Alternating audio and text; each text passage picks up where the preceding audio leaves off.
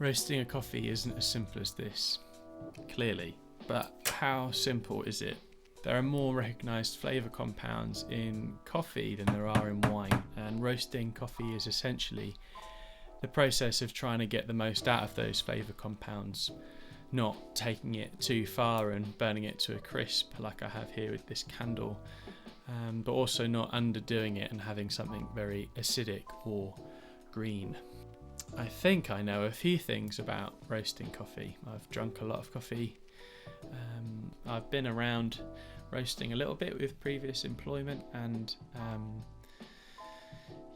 tried to kind of pick up different bits of information. So I knew a little bit, but also know nothing. I managed to get hold of a coffee roaster.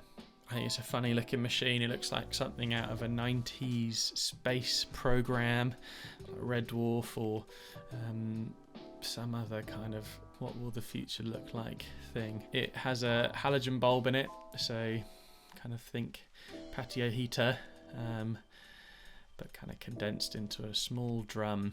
I was slow getting going with it because I was pretty convinced it was going to burn the house down.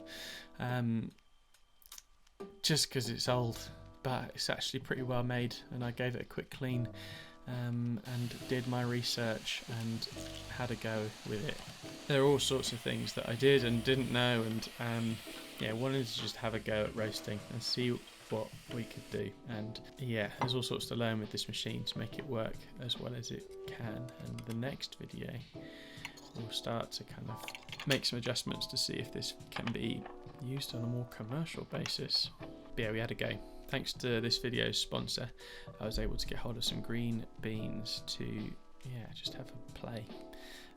This video's sponsor is Cofra, and the beans that I've used have been leftover bits from their roastery odds and ends, which have been nice to practice with and get things wrong and see what's possible.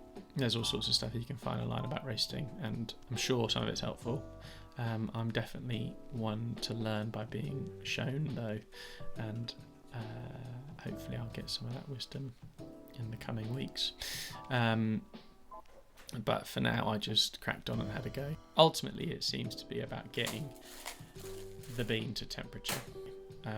The first roast was funny. I have had all sorts of kind of tidbits of theory of how you're supposed to roast.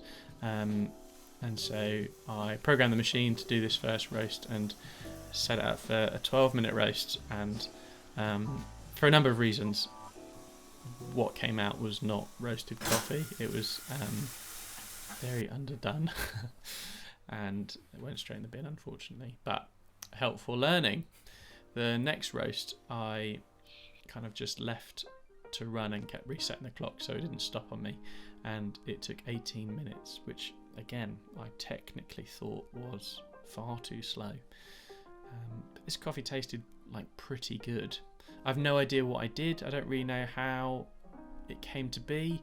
It was all very hard to trace, and I don't think I could ever have recreated that particular roast, but I was reassured that the thing worked well. It was a nice even roast, and like I say, the coffee tasted great. And then the third roast, having learnt a few things, I had another go and technically took the right amount of time roughly, and I felt I was getting to grips with how the machine might work well. I think the thing that might be difficult is making it repeatable.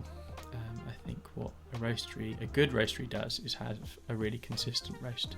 A coffee might be on your favourite roastery for a number of weeks, and you want to know that when you have it the first time it's going to taste as good the second time. Even if it tastes different, you want it to taste as good, and having things that you can measure and repeat really important for that. Another challenge with this machine is it takes a long time to cool down. Bigger coffee roasters will drop the coffee into like a bed and then spin round and cool it down outside of the drum, whereas this cools the coffee down in the drum. And it took like 4 minutes to get below 150 degrees Celsius, which like that's still pretty warm. You can, cook meat low and slow at 120. So a bean's definitely going to experience some sort of heat transfer at that temperature. So that's an interesting factor to navigate. That's the end of the video. There is another part to this that is coming soon, which will have some of those adjustments that I've just talked about, as I unpick what's involved with coffee roasting on a machine like this, and is it possible to make something that's delicious and repeatable and maybe even sellable.